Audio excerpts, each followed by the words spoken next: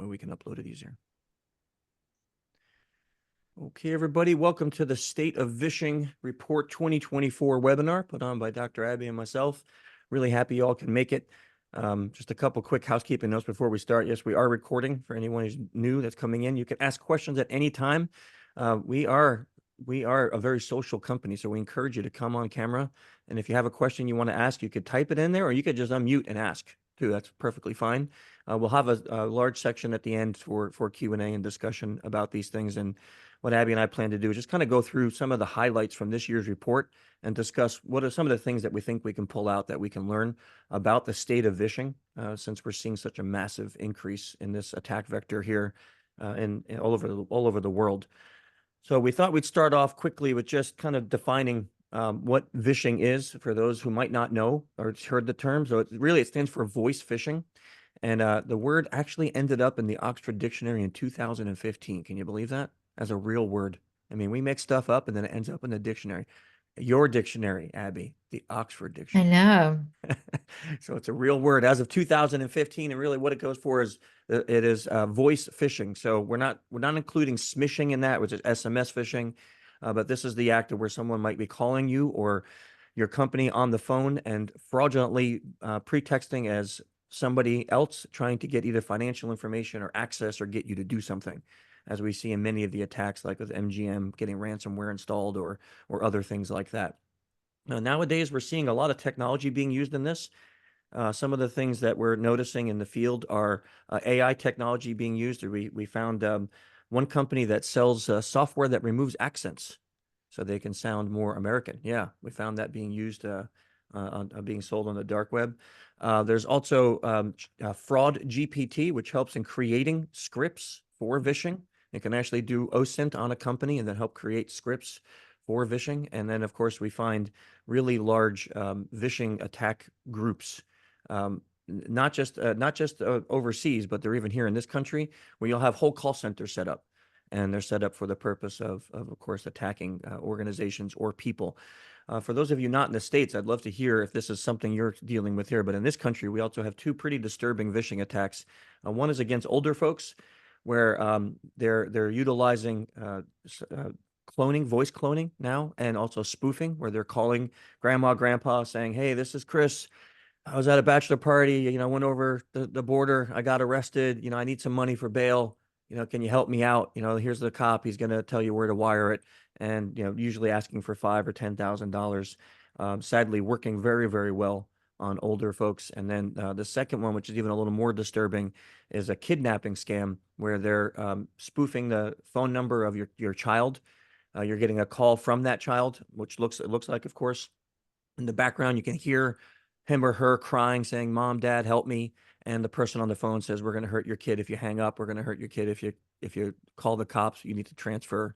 You need to Zelle or Venmo or something like 5,000, 10,000. They're making it an amount that is not obscene. Like, they're not asking for $100,000. They're usually asking for $5,000 or $10,000 or $15,000, something that many people might have access to quickly. And of course, using that fear of your child getting hurt to make you take that action. So even though we're here talking about mostly corporate vishing and how it affects companies, sadly, we see this very vector being used in crimes and against our families too. Yeah, and there were studies done looking at who were the most vulnerable. And of course, it was elderly, but equally so, it was also younger individuals, because we forget the threat of younger individuals. We give our phones to teenagers to play with. We have now the average age for getting a mobile phone, shockingly, is 10 years old now. And these kids, they don't have the cognitive resources to make the critical decisions to say this is a scam. The caller asks for something, they believe them, and they give them mom's password and mom's details, or dad's this, or give them access, click the link that they're going to send through in a text. And it's really worrying that we're seeing this in both older and younger individuals. And statistically, there were studies done looking at, on average, how many people not just get them, but actually fall for these scams. And just looking at the adult population in 2023, it was 56 million. And that's just the adult population. And that's people that fell for it. And we have the statistics to show that's not including individuals who don't report falling for it. So those numbers are likely to be extraordinarily much higher. And there was an estimated $25 billion lost from those reported calls in 2023, which is just staggering amount of money to be lost That's for staggering. one. And vishing, specifically vishing, Yeah. that's not including phishing or smishing, that's just vishing. And the FTC reported here in the States a 550% increase in this attack vector in the last 12 months. Yeah. So that's just, and that again, back to Abbie's point, that's just reported, right? Of course, they can't count statistics on non-reported events. And we even have a comment here from Paula saying that that they're using AI vishing in the UK against the elderly. So that's pretty disturbing too. Yeah, we're seeing that here also, Paul. So that's a pretty big vector. So let's look at some of the stats that we pulled out. But maybe before we do that, Abbie, you want to talk about the data set and how we got this data and what we use in order to produce the data we're about to share? Yep. So when we look to the literature, that's really how we train against phishing. We need to first understand why it occurs, how it occurs, who's most vulnerable. So we turn to the academic literature to do so to inform our training. The problem is the literature is very null when it comes to phishing research, because to carry out significant research, you need a real world sample, and we can't do that. So let's take it to the lab, but we also can't do that because to create a realistic environment, we would have to create psychological harm to the target in these studies. And we'd also need consent from both parties, and vishing requires non-consent if it's real world. So in the academic world, it's very difficult to test this. So there is such a lack of data. And then if we look in the corporate world, one of the problems is ethics once again.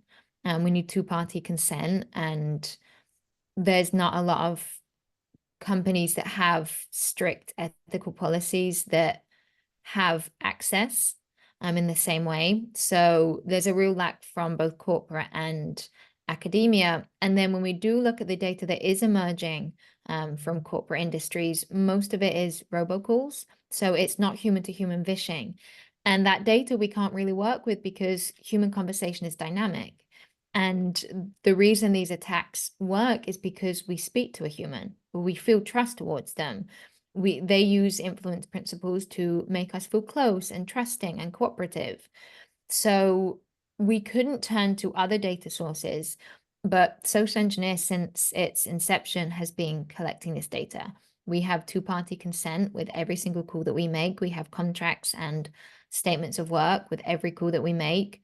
But the person on the other end of the call does not know that it's a vishing call. So we can use it as real world data. It's not artificial by any sense. And we have collected, I believe now, over 100,000 calls.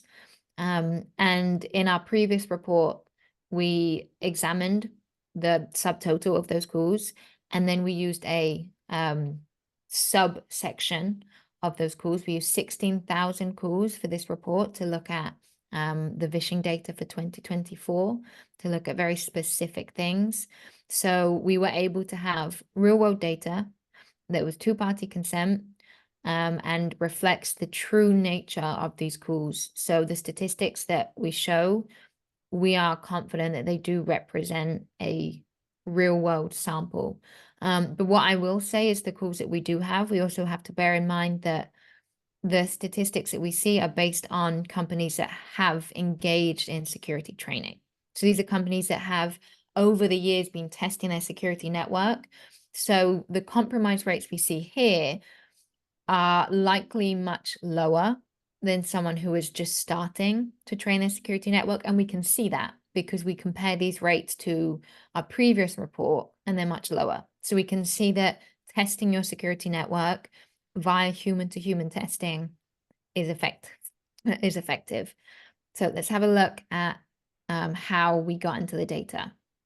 Before we do that, I want to ask a question to the audience. Has anyone ever received a Chris, have you realistic? moved slide? No, I haven't. Okay. Has anyone here ever received a realistic robocall where you actually thought to yourself, give me a thumbs up emoji if you have. Paul, you've received a realistic one? That's interesting.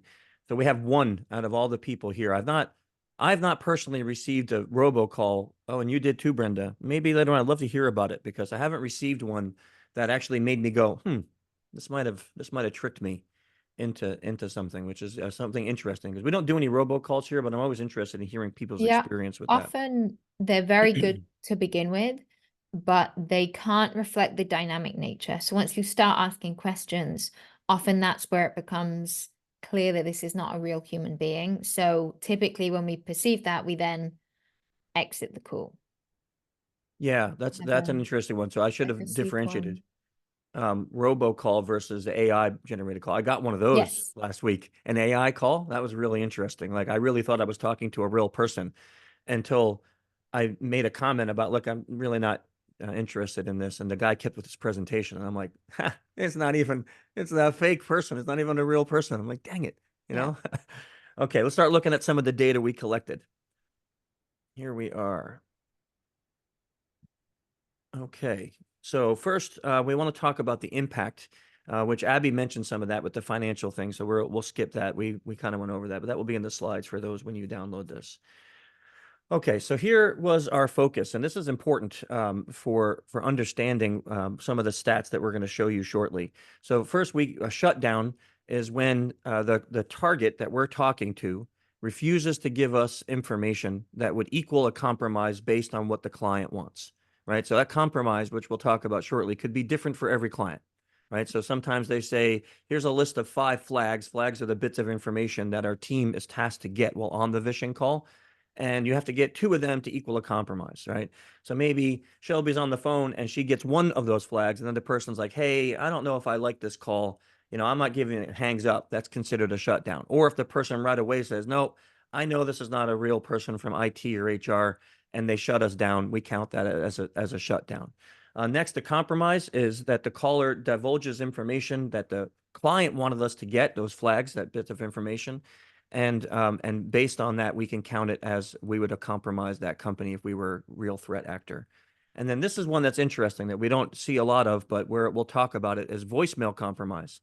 Have you ever called somebody from a company and you get their voicemail and you have a voicemail something like this? Hey, I'm away out for my honeymoon. I'm in Hawaii from the 14th to the 21st. So if you're calling about Project X, hit Shelby at 123. And if you're calling for Project Y, get Jason at 456.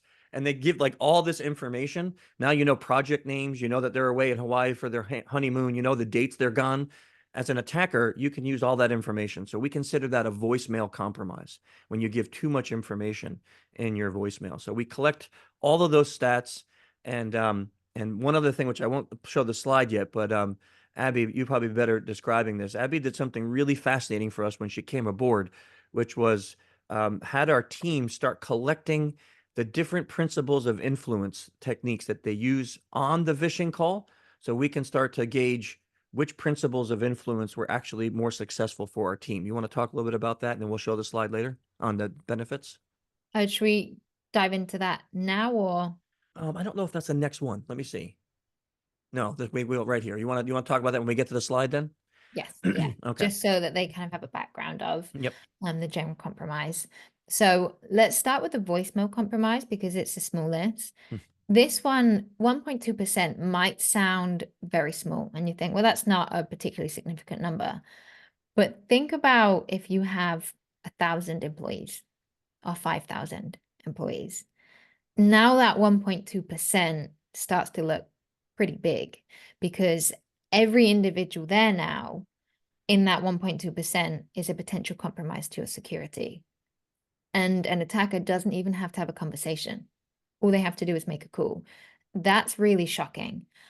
So it's something that many of us don't really think about. And if you have that many employees, you probably don't think about, and it's unlikely to be something you even train for. And it's not something that I considered prior to looking at the data, because we think, no one's going to be silly enough to put that on their voicemail, but it can be done with the best intention of, well, I'm being convenient for the company because, I don't want to cause an issue now, me being out of office. I don't want to hold any business up. So people can do it with the best intention, but they're not aware of the security risk that involves there. So having that awareness and adding that into training, I do think is really important. And we look here, we've got a 25.8% compromise rate. That's shocking. And once again, just to reiterate, this is data from companies that have been annually testing their security network. And this is the lowest compromise rate that we've seen.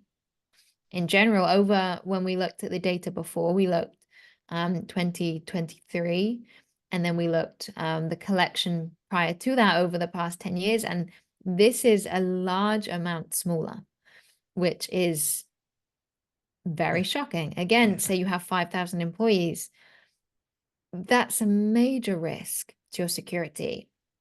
And likely we don't recognize the risk that we hold either. If you're in a senior position, statistically, if you've got 10 senior individuals in your company, well, statistically, a large amount of those individuals are also security risks.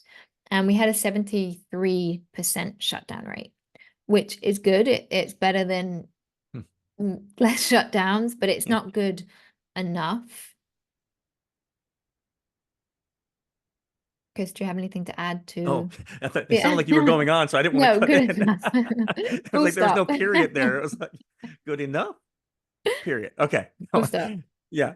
No, I'm with Abbie on, it is encouraging as doing this like since 2009 for me. It's very encouraging to see that we are at the smallest compromise rate, which shows that repeated training and this type of training does work in creating change in organizations, because we have one client that's in this data set that's been with us 7 years. And when we started with them, we were up around, I think, Shelby, correct me if I'm wrong, like 68%. And now we're in the, tens, if that? Is it 13? Is it 23? Somewhere around there? It's around there. Yeah, I'm not sure Yeah. the exact number, So but if it's we significantly less. significantly, we're talking like 40% drop, right? In that. So that's a big deal for a company when you're talking about companies with tens of thousands of employees. But still, if we look at that, I mean, if you think about just 16,000 people, that voicemail compromises means that's 200. That's 200 people, right? That have a potential voicemail that can compromise your whole organization. And if you look at that, that's a quarter of that 16,000. It's over 4,000 people that may give out information that could compromise your company. And you think about it, our flags aren't things like, hey, what type of computer are you using? Our flags are sometimes passwords, employee IDs, managers' names, and information about projects or things that are happening inside the company that should not be made public. So when we're doing this, we're using real world threat flags that if they were given to a real threat actor, the company could be compromised further. So that's why this number is still pretty shocking for us. There was studies looking at people's perception of their security training and do they believe that they're providing adequate training. And a lot of companies do believe that they are because they have online training. And what we see is we provide training and then we do a test. We do a virtual training and a virtual test. And we see a decrease in compromise, absolutely. But the problem with those studies are, one, the test doesn't actually test real world interactions. But when we do have virtual training, we do see a decrease in risky behaviors and an increase in security awareness, but it's very time limited. When we do have that virtual training, that security impact, that security mindset that it encourages, it wears off. We have it for that very limited amount of time. So we do the training. Yep, it worked. So it gives us a false sense of security, which is actually more detrimental to our security than not doing the training at all. When we provide insufficient training, it decreases security compared to no training whatsoever. And when we look at the amount of insufficient training being given worldwide and nationwide, it's the majority of training.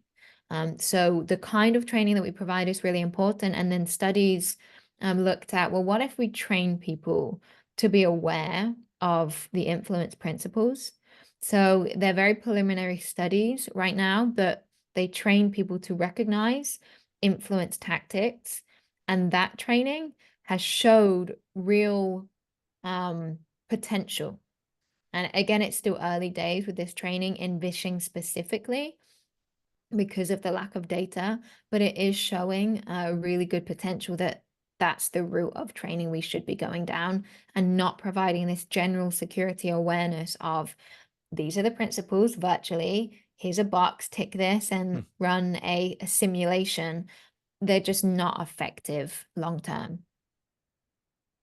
And let's talk about the comp rates now, breaking it down with sex. Go ahead, Abbie. I know Yes. you love this one. Yes, so this is important to do because we forget that every human being has their own vulnerabilities. So each individual that you have, depending on their sex, age, characteristics, things like that, they bring a unique vulnerability to them.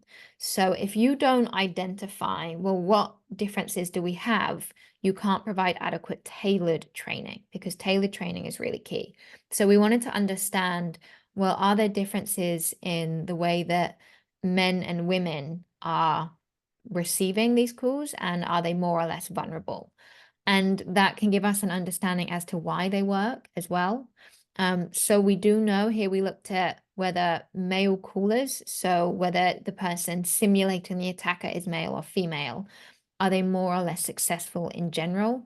And we had an assumption that it would be female, because we know from studies that women are perceived to be more trustworthy and men are perceived to be more threatening. And that is what we found. Female callers had a 29%, nearly 30% compromise rate. And men, still high, had nearly 22% compromise rate. Yeah, high, but 29, Yeah, like that's almost a an big 8% difference, right? It's a That big is a difference. really, really big difference. And Yeah. it's in line with what we understand of trustworthiness, because this is how they work. They convince you that they're trustworthy. They encourage you to be cooperative. And that's the key principle for why we provide information, because we trusted the caller that they were who they said they were. And women are naturally perceived to be more trustworthy. So it makes sense. Interestingly, this number is again much lower than last year. So female callers had a much higher compromise rate last year, which is showing us that there is more of an understanding now that women can be a threat. Because we have to bear in mind that we all come with biases, and it's natural. We will never get rid of our biases. It's ingrained in us in human beings, but we can mitigate the effect of our biases on our behavior by drawing awareness to them. So when we say, okay, I am likely to be more trusting of the female caller, so let me be just a little bit more skeptical. Let me make sure I verify. And from the decrease in statistics, it is looking like we are doing that more. We are becoming a little bit more aware that women can be threat actors too, but not quite enough, because there is still a big difference here in the statistics. And this tracks with real world, right? So if you think about like some of the attacks that happen, like the Microsoft attack, it always starts off with a female caller, right? And here in the States, we have one that they make believe they're the IRS. Always starts with a female caller, and they get transferred to management, which is the male caller, right? So we see this in the real world. And also last year, we found an ad on a dark web forum that was looking to hire vishers, but they wanted American female vishers. They were going after a large financial institution, and they were looking just for female vishers, and they were offering, I shouldn't tell you because they were offering $30,000 per compromised record, which was a really big deal, right? So you just had to break the law and potentially go to jail to get that. But it was a big deal, and it kind of tracks with the information that we have here about female callers being trusted more. There was a breach. Yeah, there's a comment. There was a breach with AT&T recently. Yes. And that was with a female visher?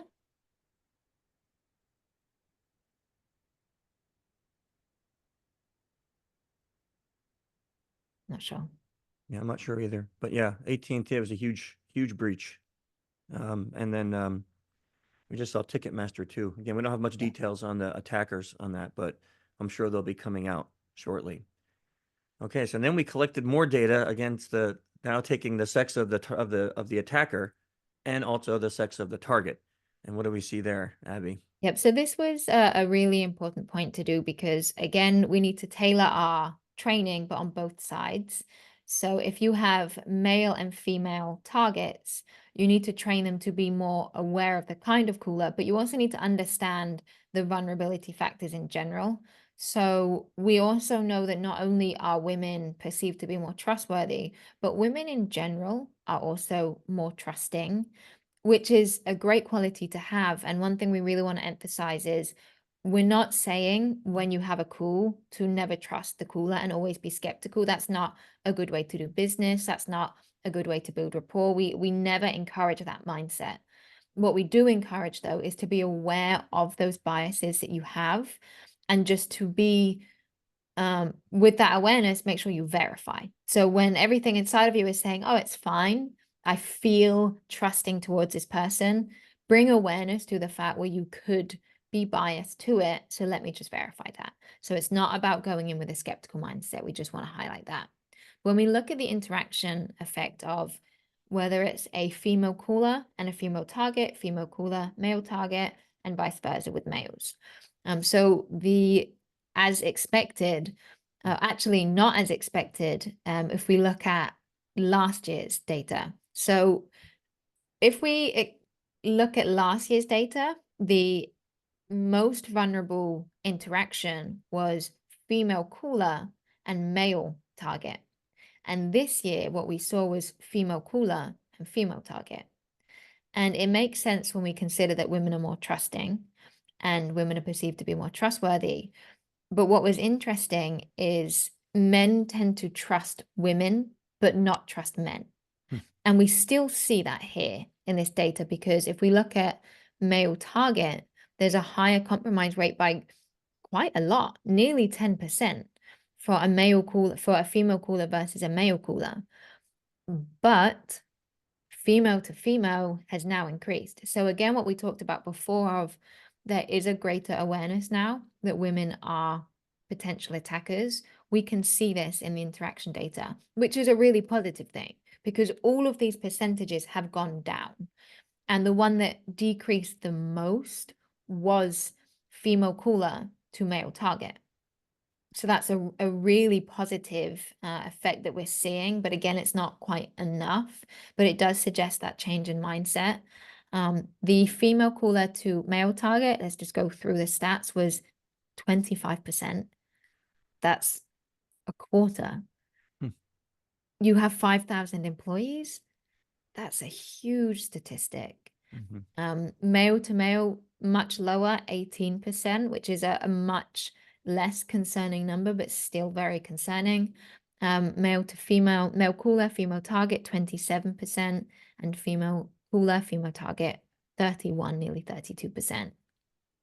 And we didn't look at voicemail here because it was unnecessary. It's not particularly helpful at this point to look at that. We know that it's a factor that needs to be addressed, so we just moved on to compromise and shutdown. And I want to touch more on a little bit of what Abbie was saying about our philosophy on the training side, right? Because the reason why we don't think teaching people to be paranoid is good is because it doesn't make a great employee, right? It doesn't. I don't want my employees, like when the client calls, acting like they're paranoid. You get to prove who you are. It's not, we don't want our kids walking around like that all the time, but I want them to think about security, right? I want them to be focused on how give them the empowerment to be able to verify that the call is real. And if they can't verify, then empower them to feel good enough to get off that call, right? So this is like what we try to teach our clients and help them teach their employees, is that if you're telling this person verify the caller, but you're not giving them the system to do that, then how are they supposed to do it? How are they supposed to verify that I'm actually in IT if you haven't given them the ability to do that? Now, if you gave them the ability, great on you as a company owner. Now they can't verify me, even if I say I'm higher up, I'm someone who I'm supposedly has power over their job. They still need to feel empowered that they can hang up on me, they can shut me down with no punitive damages. And when we do that kind of training, that's empowerment type of training, as opposed to paranoia or punitive or fear, then we see a massive increase in that shutdown ratio. So Yeah, it's a and really, really good benefit of doing it that way.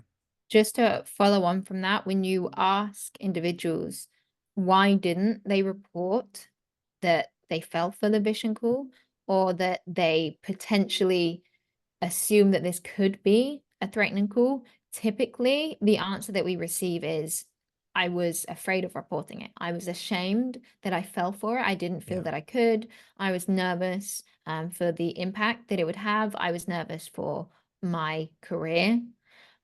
So what we see is that a lot of the time we don't report these calls because we don't have an open culture, and that there's a lot of shame associated with falling for these calls. And if you have a vishing call and you do fall for it, and when you put that phone down, you get that feeling in your gut that says, oh no, I don't think that was right. If you now report that instantly, there is a possibility to mitigate that effect and localize the effect before it gets into the entire network in some cases. But if you leave it, now it can't be addressed. And if we don't promote that open security culture, and also that involves higher ups admitting to, I fell for it too once. You know, being open and honest, it doesn't mean you're stupid. It's not a stupid human problem like we always say. It's just a human problem. We encourage people to be open and honest and admit their mistakes, and it encourages increased security mindset. Now we get to the slide that makes me happy. These influence principles being used. Yeah, this is fun. So, so Abbie, you want to talk about your methodology behind why we chose these to track? Yeah, so we really wanted to provide industries not just with, okay, male and female training, but we wanted to provide them with a toolkit and a greater understanding of, well, why are these attacks working? Because if we understand why, again, we can tailor that training. And there were studies saying that this kind of training, when we understand what tactics are influencing us and we train those tactics and we learn to recognize them, that increases our security. So we wanted to see in vishing specifically, well, what influence principles are most effective? So when our vishers were making those calls, after they hung up the phone, they instantly wrote down what tactics they used and whether they got a compromise or a shutdown. So we could directly link the utilization of those tactics to a shutdown or a compromise. Now, when you look at this graph, it might be a little bit deceptive, and I'm going to explain why. Because you might look and say, okay, well, the one that got the most compromise here is authority. And yes, that is the case, but it was also used more. So here we can't see the percentage of used and was effective. We have to run a statistical analysis to do so. I didn't want to present the graph for statistical analysis because it does not look very pretty and it's very confusing and would cause more confusion. So we talked through it afterwards. So what we found was the principles that when used were significantly leading to a compromise more than a shutdown. We found that the most effective principle was time constraint. Now, time constraint is a principle where we say, here's my request. I need you to answer it quickly. I need it instantly. We don't let them think about it. We put a constraint to that time and say, we need this right away.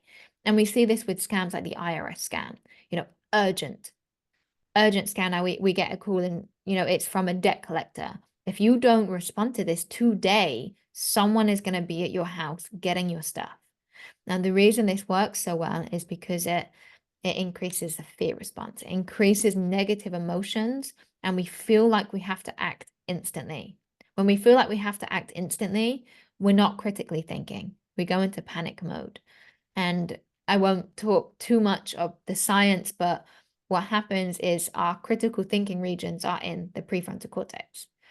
That's a later activation. So when we have an emotion triggered, it first go through the emotional centers of the brain, and then it takes a second to get to the critical thinking regions. So if I now instigate an emotion and say you have to act now, I'm still in those emotional centers. So I'm going to act instinctively.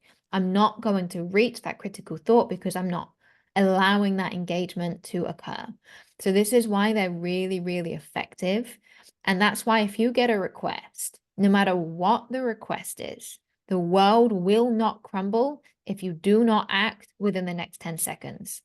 So that's why this works so effectively. And it is a really important reminder that whatever request, take a second to think about it. breathe, maybe get verification, maybe ask a higher up. We also saw authority as statistically one of the most significant.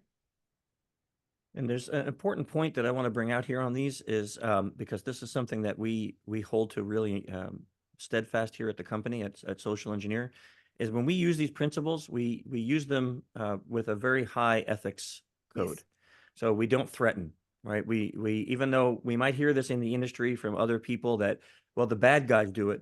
The bad guys do a lot of things that we're not going to do. The bad guys will exploit your kids. The bad guys will use your nude photos. The bad guys will threaten your life. We're not going to do those things. And why? It's because at the end of our campaigns, we want you to be open to being educated. And what we have found, if that you humiliate someone, if you shame someone, if you threaten someone, if you make them too afraid, then what occurs is they're not open to being trained. They're not open to that education because now you're an adversary, not an advocate. So when we talk about authority, like when Abbie says, like, you can look to your authority or time constraint, we're not using hey, if you don't do this today, you're going to be fired, right? We're not using that. Or we're not saying, hey, I'm the boss, and if you don't comply with this request, I'm reporting you to management. Those are not the kind of authority principles we use. We'll say, oh, we're calling from HR and we need to update some information. Or with time constraint, we'll be like, oh, you're the last person I get to call today. You know, after all this day, it's going to be awesome if you can help me out real quick, right? These are the kind of time constraints or the principles of influence that we're using, not using ones that would create some kind of really strong negative emotion. Simon, you have a question on that? So, Chris, I wanted to take things a little bit further back because what I guess every phone call starts with the number that calls you, right? And what I'm trying to understand is how come in 2024, we still can't stop the calls that are obviously legitimate. They do the caller ID spoofing, unbeknownst to me how they do that. But in Canada, where I reside, and I think it's the same in US, somehow we can't block these numbers. So we get the neighboring for 6 digits match yours to the point where it's mirroring. It's like your number calling you. And you're like, how on earth are they doing that? And then you get a call from someone angry, some angry person, you called me. No, I didn't call you. It was someone that did use my number for those nefarious purposes. So my question is, what is your approach to doing this? Do you do any of those tactics? Or do you just buy a new card and get a new number and you use that? Because I'm trying to figure out, if you don't pick up, you're never gonna get that call. Yeah. So how do you what do you do? Because I registered myself on the do not call list 10 years ago. It hasn't done anything. It's just useless. So how do we address that issue to begin with? So first of all, you have like a lot of questions in that thing. So let me answer a few of them. The do not call list only works for people who obey the law, right? So as a legitimate company, if I find your number on the do not call list, I won't call you and try to sell you something because if you report me, I could be fined from the FTC. If I'm a criminal, I don't care if you're on the do not call list, right? So I don't, that's not my care. Second is if we look at the way phone technology works, it basically hasn't changed since like Edison created it, right? It's two wires and whatever data you push down those wires are what comes over to your phone. And there's no handshake, there's no security, there's no third-party verification of the data. So spoofing a number is a very simplistic process. And then to answer your question about why we can't stop it is because most phone systems for companies now are running off the internet. We're not using the old phone lines as much as anymore, right? So we're using VoIP. And that means you're calling from an IP address. So to make it like a legit phone, we have to legally allow spoofing. So you're putting a phone number in there, and you're not getting call from 192.168.1.1, right? You're getting a call from an actual phone number. So spoofing is a legal way of saying, oh, this is the number we bought from the phone company. So we're calling from that. Now, the bad guys use that to spoof. And yes, we do that. But to answer your last question about, do we just buy a new card? What we figured out early on in doing this is that clients are hiring us and we're getting really sensitive data. I mean, like I said, social security numbers, employee IDs, passwords. I could not allow my vishers to use a third-party system where that information is getting recorded on some server that spoof card owns, or that might be sitting in China, might be sitting somewhere unsafe in a cloud environment that I have no control over. What if that cloud gets breached? That's my client's data that I obtained, right? I'm liable. So we worked really hard to build our own vishing server. So we own it. We have it. We built it. We have our own VoIP line that we have go right into it, and we can spoof, we can record, and it lives on a server that we own and we have access to. So that way we're not allowing our clients' data to sit somewhere unsecure and unsafe. When I hear people do that using like spoof cards, it scares me to death, because you're getting that data, your client data, sitting on someone else's server. So we worked really hard to do that, and over the years we've perfected that, and we do it that way. So hopefully, I think that answers all your questions with that. Yeah, thank you. Those are good questions, though. Okay, let's see what we got here on the next slide, Abbie. This one.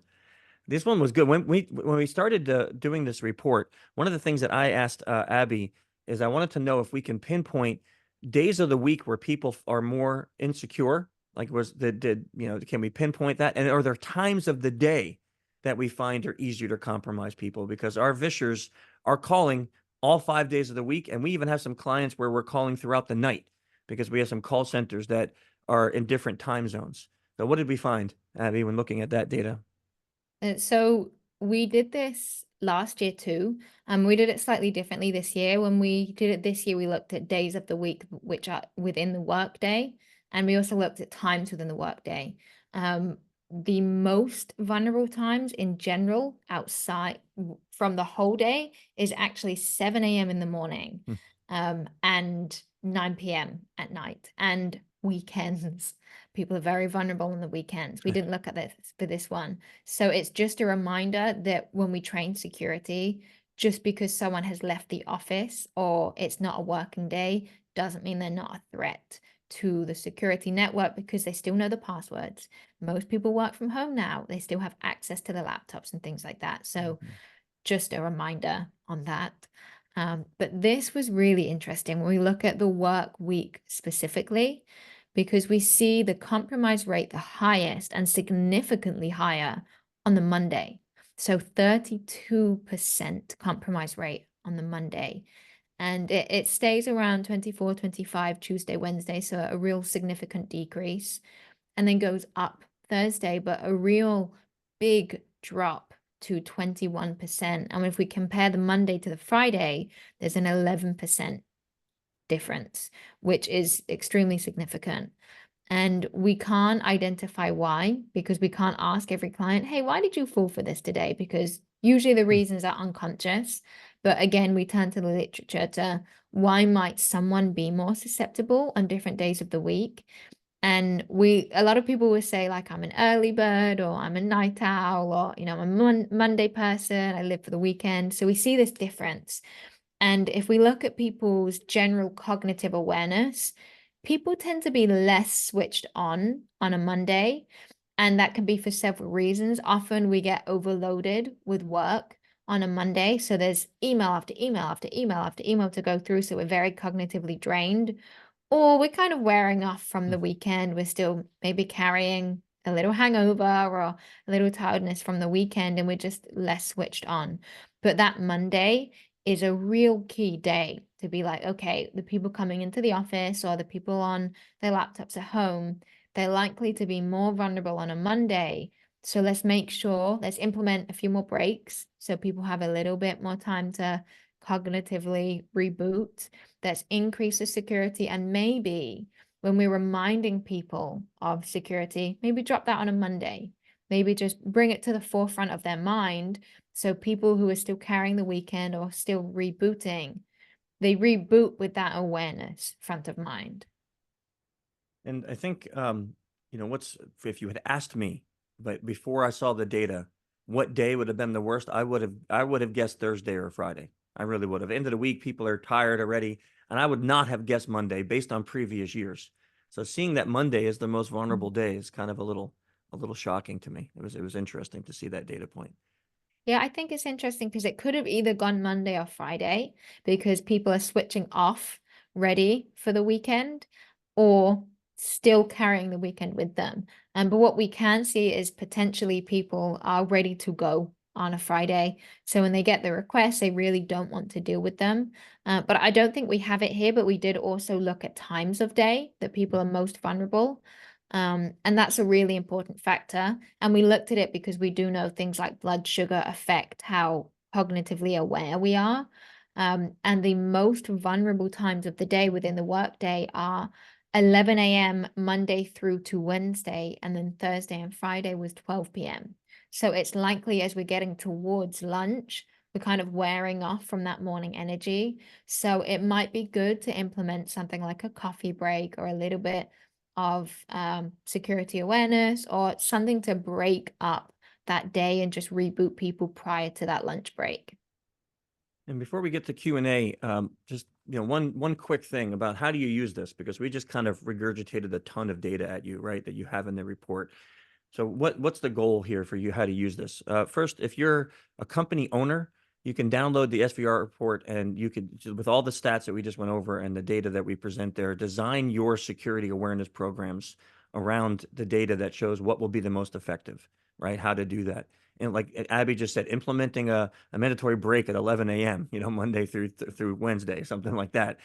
Doing things like that can help. Second, using the report if you're in the industry. So if you're in InfoSec and you do adversarial simulations, then this data can help you improve your ability to do the job better, right? You can look at those principles of influence. You can look at maybe upping your team with the different sexes that you have that we talk about for vishing. So you can use this data if you're in InfoSec. And if you're just here because you're an enthusiast, then you can use this data to help keep your family and yourself safe, right? Knowing what kind of vectors are being used out there, knowing that this is increasing every year, knowing that it's being used against your kids, against your parents and your grandparents, all of this can be very helpful in keeping you safe when you're at work and when you're at home. So, we're going to try to keep doing these reports every year, analyzing tens of thousands of calls and putting these reports out and then trying to run these webinars to help. But for now, if you have any questions about this report or anything to do with social engineering, we'll be more than happy to take some time to answer them. Please, Simon. Simeon. Sorry for being the guy to ask most like a lot of questions, but I'm okay. really excited about this work. And again, thank you so very much for sharing all of your knowledge with us. What I'm trying to figure out is because I do more phishing than vishing, but I'm trying to get into that field as well, just to show organizations that they're prone to this. And I work in healthcare, and healthcare workers are actually more prone to this because I'm trying to be helpful to whoever I can. And I basically tell them, don't stop being a nice human being. Just be a little bit more cautious about what kind of calls you're getting and who's trying to do what when they call you. So my question to you would be, especially with deepfake and AI supplemented deepfake and all of that, and all of these softwares that, you need 5-10 seconds worth of audio sample to recreate a voice. It's not going to be perfect, but it's going to potentially fool people. What do you advise people, especially because I told my kids, unless I hear that code word that we discussed, I'm not going to react on anything. But again, I communicate with my kids on a daily basis. Yeah. What about those seniors that have grandchildren that they speak to once in a blue moon, and all of a sudden they get that call? You're on the phone. You can't just, hang on, guys, I need to check whether my kid is actually there. Like, what would you recommend would be the course of action for those? This is a big problem, Simeon, that doesn't have an easy answer because just here in the States, someone did a deep fake of President Biden's voice and launched it against 25,000 people in New Hampshire asking for donations for the campaign. The question I was asked by a reporter was, how do we tell people to be safe with this? Because we're not talking just about your kids. Like, I do the same thing, have a code word with my daughter. And if that code word never gets played with, we don't use it for fun. If she says that code word in a text or verbally, I know she's in trouble, right? So that we have that same methodology. So the only answer I can come up with is we have to create like a human MFA system, right? Multi-factor authentication. And I'm thinking about the one in Hong Kong, right? Where I don't know if you haven't heard about it, there was an organization that was attacked with a deepfake video and voice from the CFO, and they got a $25 million wire transfer. I was again asked about how would you have helped that company with a policy to stop that from happening again? It comes back to the employees again being empowered that if I receive a call, so if Shelby receives a call and it sounds like me and says, hey, I need you to run down to the CVS and I need you to go get some gift cards, she has to feel empowered to go, that doesn't sound like a request I would normally get. I'm going to initiate a call with Chris on a number that I know he's at, and I'm going to ask if that's a real request. And let's say it was. I can't be like, why are you calling me for? I just told you to do it. Like, you're annoying. Stop bothering me. I have to be like, thank you for taking care of our company. and doing that securely, right? So maybe it takes a little more time, but we have to, again, empower our employees to be able to verify. With my grandparents, when they were around, I did the same thing. I had a sticky note next to my grandma's phone because she didn't have a cell phone. And it was like, Grandma, you never say this word. This is my safe word with you. And if someone calls and says, I need money, I'm in jail, I need help. You ask me what our safe word is. If I'm too drunk to remember it, you let me sober up in prison until I can remember it. And then I'll call you back. And I said, if I don't say it, you don't give money. That saved her a couple times from being scammed, right? So we have to think about with our kids, with our grandparents, and with our employees, what is a way to empower them to authenticate that the call is real? And then in the case of President Biden being deep faked, my answer would be what I said to the reporter is you can't verify it. So take no action, right? If I really do want to donate to his campaign, I go to whitehouse.gov and I find the direct link on how to do that, not from a phone call that I can't verify. So if it's impossible to verify, take no action until you can verify. And that's the only way we're going to be able to stay safe until we come up with technology that can help us defend against deepfakes and AI, which we just don't have yet. And that's why education is so important too, because you can't fight against something that you don't understand. And if you don't recognize your biases and you don't recognize why these things work, like that's why we teach the security mindset of Vishing and social engineering works, because it triggers emotion, and emotions make you act irrationally. And when we teach that factor, and when we teach, okay, well, you're more likely to be biased towards males or females in these times of the day, it increases that understanding of these are my vulnerabilities. So when you get that call and you feel, I'm going to make that request, and you know that it breaks procedure, and you think, oh, I want to do it because I feel this emotion or because I trust, remind yourself of that education of these are my biases. And no matter how you feel, be kind. You don't have to be rude and say, no, go away, I think you're an attacker. You just say, okay, fine. This is procedure though. And just remind yourself, no matter how you feel, you have to verify. Don't listen to feelings, listen to thought. And that can be really hard to do. It sounds like a really simple thing to do, but our nature is to want to help. So you have someone on the phone, say they're crying, that you can hear the baby crying, and they're, please, just do this. And your heart wants to, it's still a no, because it's still breaking procedure. And when you have that awareness of my emotions right now are being triggered, so I can't, this breaks procedure no matter how I feel. And that's really key, because technology will develop, yes, but so will the attacker's technology. So if we just rely on that technology, it's still going to leave us in the same place, because as protection increases, attack increases. So we've got to have both technology and that security mindset. Patrick, I really like your question. I think you're setting me up though. So the question is multi-factor authentication the cure for all SE attacks? And the answer is no. And that's because we bypass MFA all the time, right? We do in our company. We set up a beautiful system for a client that stopped us. It was a color of the day in the intranet. And it wasn't something like green or blue or yellow. It was like, seafoam green, right? And if you don't know the color of the day, you can't get any information on the phone. And my people here were able to bypass that after a couple of years of implementing that. So it's not a cure, but the same way that an antivirus is not going to save you from an O day, but you still have to have an antivirus on your machine, right? You still have to have it because it's going to save you from 99% of the attack. So is MFA the cure-all? No, but it will stop a lot of the low-hanging fruit attacks. So you have to have it. Right, you have to have MFA, but it's not a cure. Right now, I wish I could tell you I had a silver bullet to cure SE. I think then I'd be doing this webinar from my private island somewhere, or on my helicopter, because then I would own that island, because we would have a cure for all of it. But sadly, I don't have an answer for the cure for all SE attacks. Go back to paper and pen. No, it still wouldn't work. We were doing SE when it was just paper and pen. I don't have a cure. Sorry. But it's not MFA, but it's still got to be used. Heike, thank you for your kind words too. And just to add to that about is there a cure? The research on healthcare, there was studies looking at, well, why are healthcare so targeted and why are they so vulnerable? And they interviewed individuals who were employees of, say, big hospitals and asked, do they recognize these as security threats? And they said yes. And they recognized they weren't doing enough. And when asked for what their techniques were, they buried their head in the sand. It was too overwhelming for them, so they did nothing.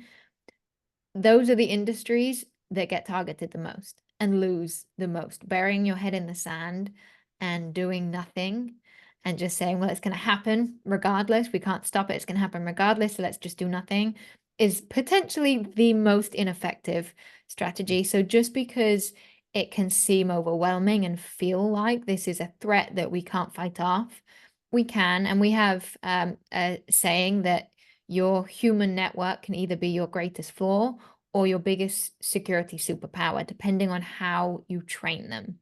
And that's why that tailored training is so important.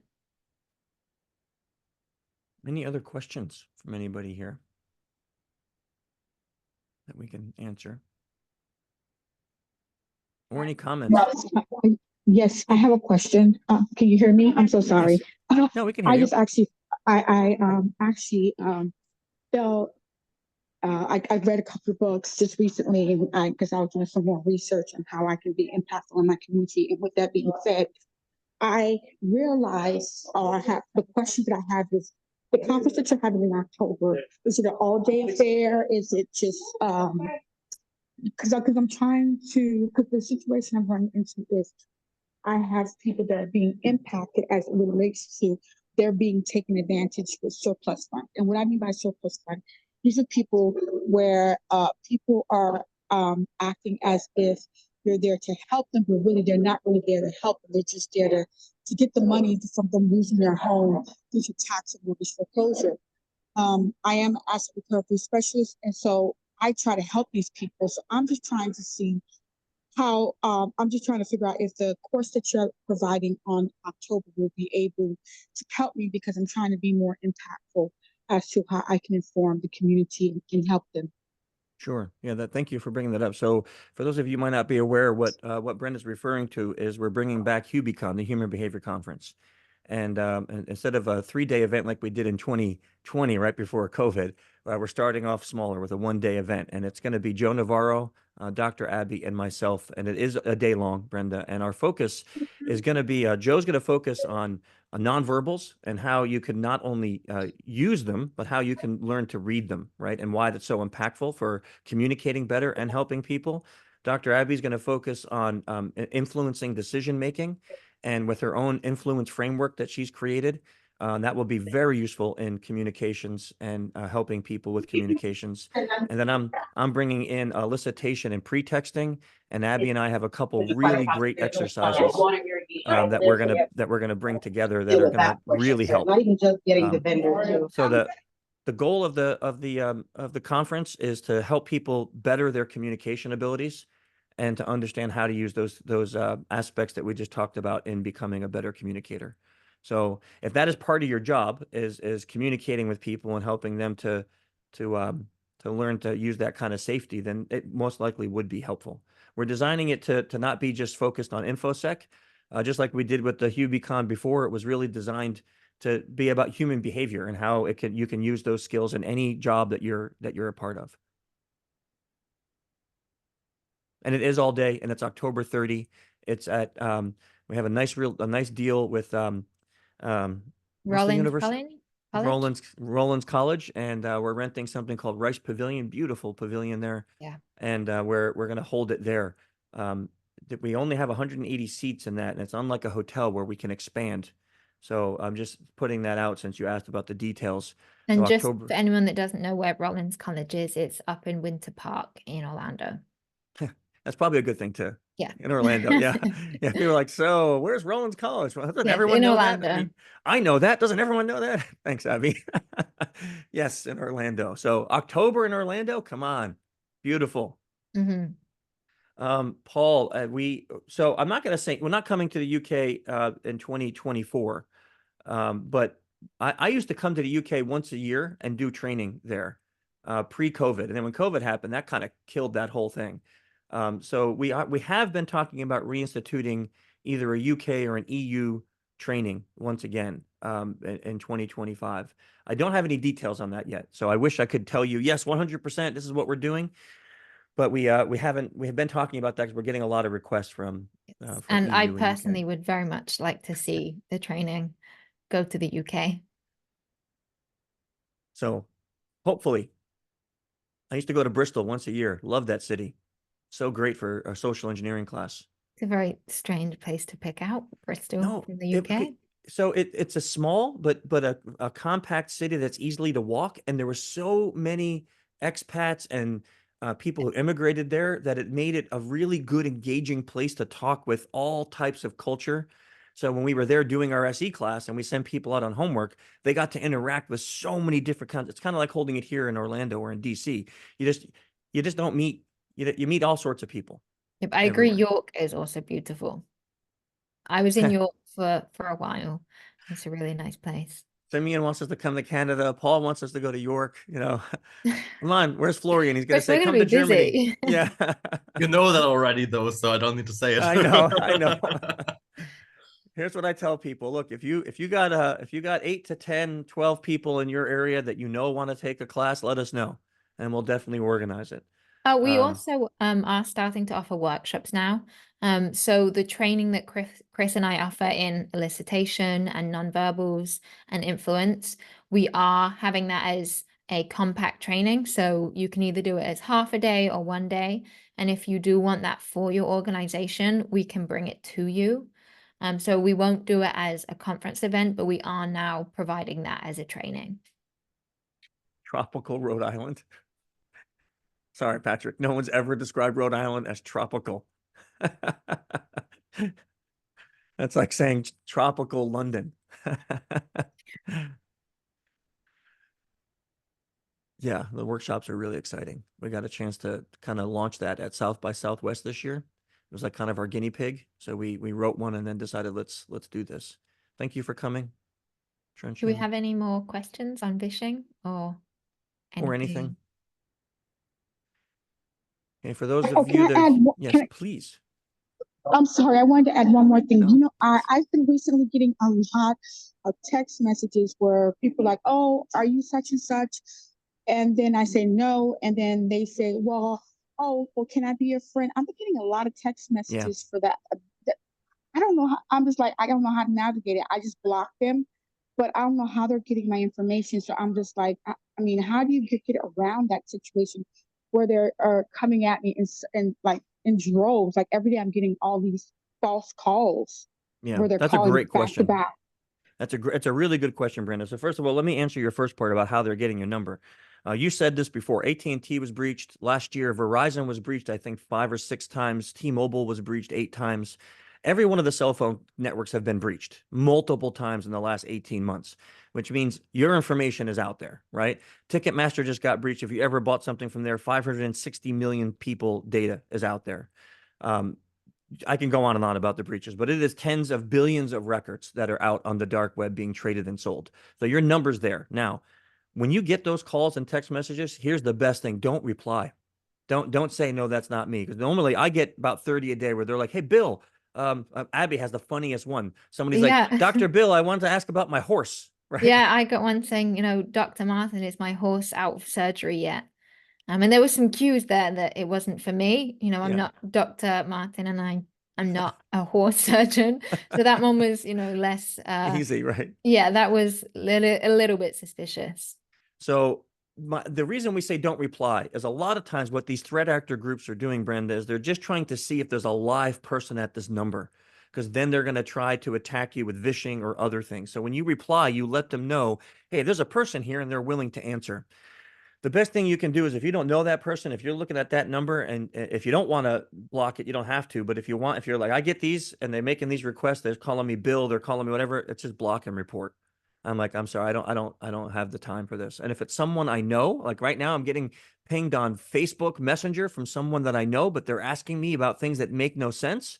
I'm going to go to the number I have for that person, text them and be like, hey, are you pinging me on Facebook Messenger about some Native American art that you want to buy, like, because I don't sell that kind of thing. And if not, your account probably got hacked, so you probably need to take care of that. I'm going to go to, again, verified things. And Peter, to answer your question about moving, so would it fix it? It's a catch-22, right? Because you get a brand new number, and if that number is recycled, and it's also involved in previous breach data, it's not going to fix it 100%. If it's a brand new number for real, yes, then you're gonna be able to hold that off for a little bit. But here's the other the challenge with this. I shouldn't use the word problem. Is I don't know about you, but I've had my number probably for over 20 years. It's attached to every business card. The nonprofit I've worked with, but my business here, my friends, family, like everyone has that number. I'd have to go through thousands of contacts to get them a new number if I switched. So you have to decide, is the reward of not getting a few smish or vishing calls worth the risk? I don't know. Right. But Yeah, it's the also, work. like Chris said, numbers are recycled. I recently got a new number because my number was a UK number. When I moved here, I needed a US one. The number is recycled, and I keep getting phone calls that are legitimate phone calls for Ricardo. And I also get loads of scams for Ricardo's number, who has been in data breaches.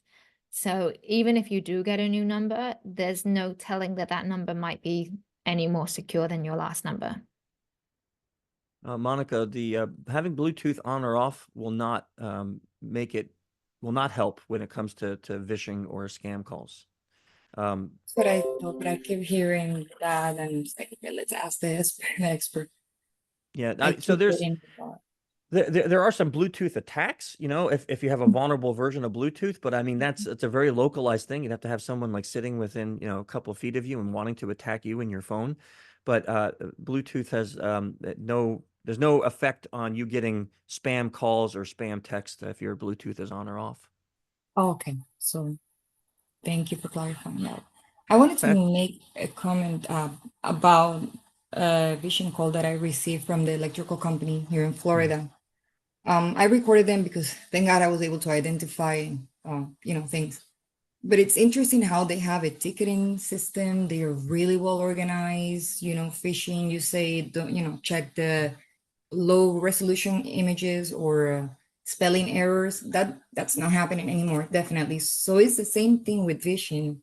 They're really good. They're really, really nice and neatly organized ticketing systems. If you call back and somebody else picks up, they actually have a record or something. Like, it's crazy, and they sound, you know, like they're doing, they know what they're doing. Definitely.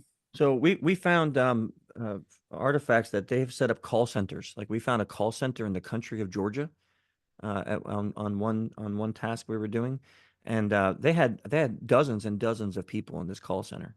And they were using a computer system. They're probably tracking tickets and stuff like that. This was business to them. Right. I mean, if they compromising a person for $5,000 and they got 20 people in this call center and they can even have one compromise per day per person, think about the amount of money that call center is making. Right. It's unbelievable. So they are getting way more organized and using AI for this to help and assisting with that for sure. And Patrick, I bet you're the best wingman on the planet, Patrick. If someone wants to learn how to ethically and responsibly do vishing testing, how can they do that?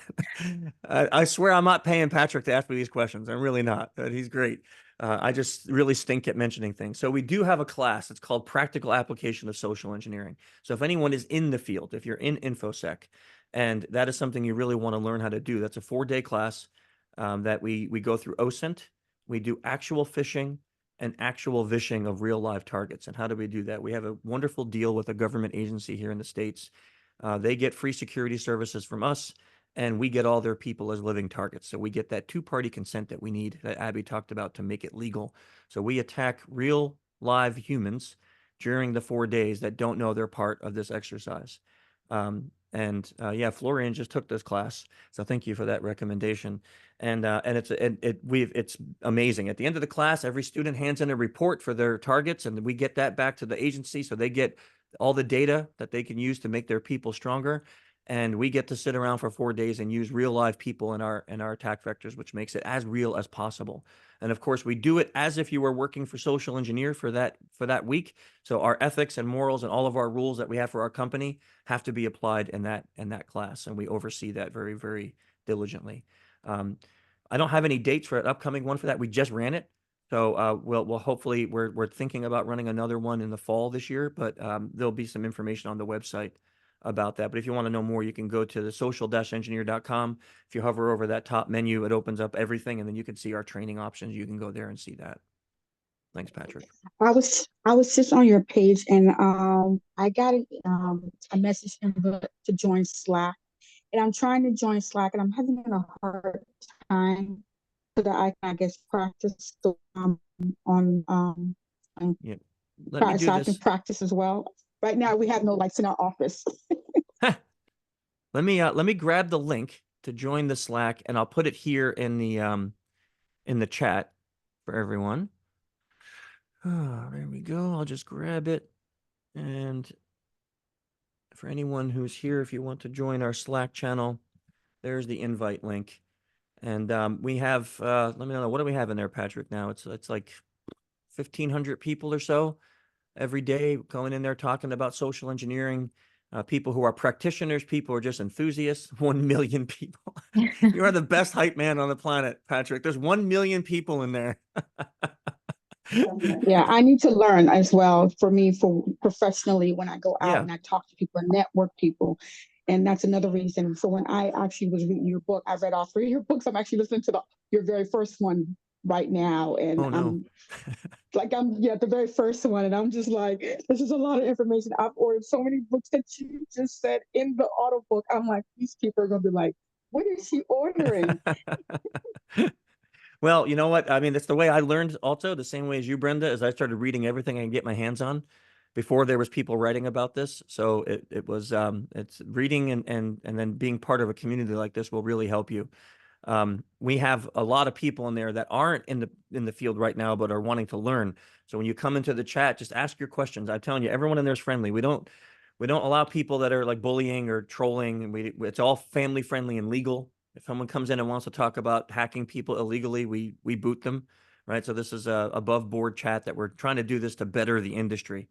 So if that sounds like you, please come on in, and we'd love to chat and help you out with that. I see a bunch of people from the webinar here joining.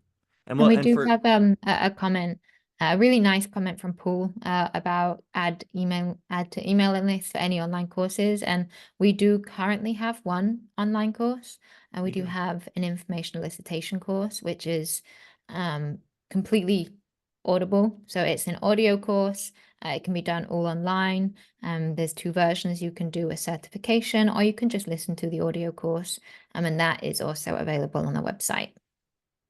Well, I'll put a link for that there too, for anyone who wants to take a look at that.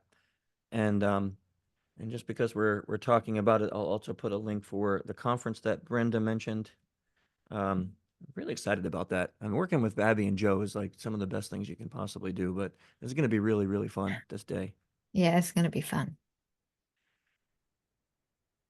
Really, thank you all for coming. And we did record this, so if you're watching this later on, I think in the recording the links and all that show up. But if not, we'll put some show notes where we put it on YouTube, and we'll have all these links there, so you can get all the things that we talked about while we were here. And if you're watching this after the fact and you have questions that we didn't get to answer, you can leave them in the notes in the YouTube, and we answer all of our comments and questions that happen there. So feel free to that. And you can also join us in the Slack and ask your questions there. Patrick says there's 1 million people in there that want to help you. So I thought it was 1,500, but there's 1 million according to him. So come in. Well, we read it, online. It must be true. Said, so it must be true. It's on the internet. It has to be true. Yeah. Okay, everyone, I'm going to stop the recording. Where do I do that? Oh, big button that says stop recording.